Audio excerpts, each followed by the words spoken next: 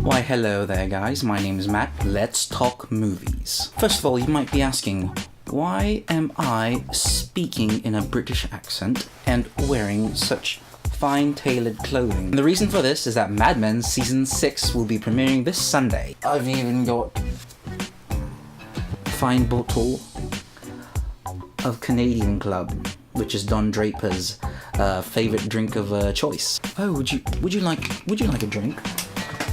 Don't mind if I do. I like to drink it neat. Oh, whiskey. As far as the British accent goes, it is my spring break from school, and I have been binging on some Game of Thrones. Yes, I've been catching up from Season 1 and now I'm on Season 2. So now that this series is now in Season 3, I will hopefully be all caught up by the end of this week. Anyway, on to the news. The sequel to Finding Nemo finally gets an official title, which is now being called Finding Dory.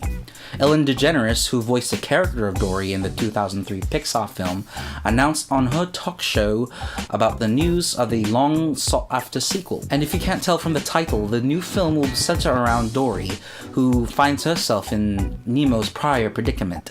And this is probably in good taste because a Finding Nemo 2 would give me more cause for concern for Nemo's lack of sense of direction. Seriously bro, download Google Maps. Everyone's got it on the phones.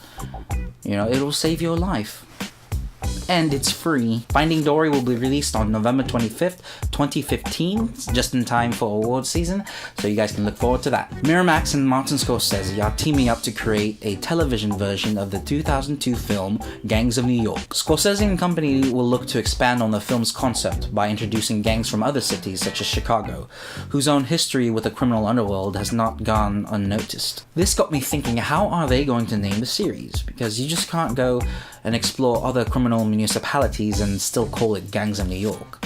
I mean, that'd be like calling Katy Perry's California Girls and talk about girls from North Korea.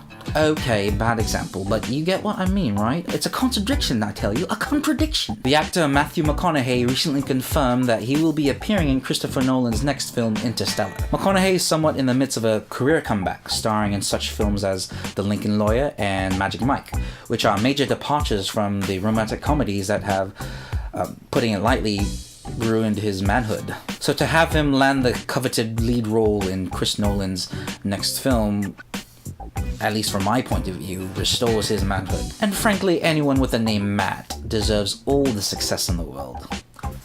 Wouldn't you agree? Righto, cheers to that.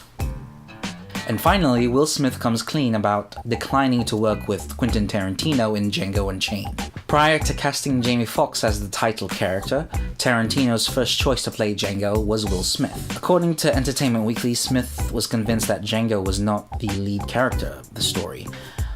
And he would later quote saying that while he enjoyed the film, he concluded that the role was not in his best interest in the first place. What? Why? I'm sorry, Fresh Prince, you're great and all, and I've been a fan since you've been making fun of Carlton Banks on Bel Air, but have you seen Wild Wild West? I mean, dear God, that's 106 minutes of pure that I'll never get back.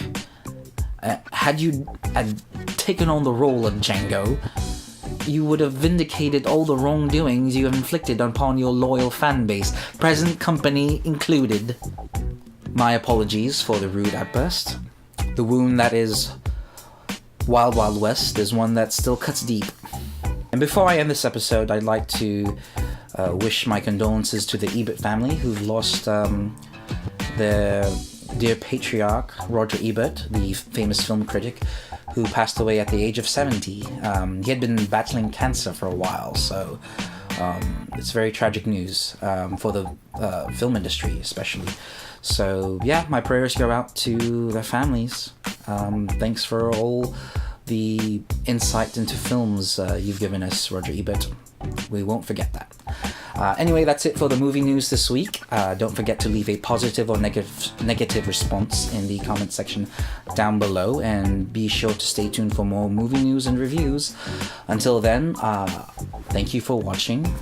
I hope you guys have a splendid week, and I will talk to you guys later.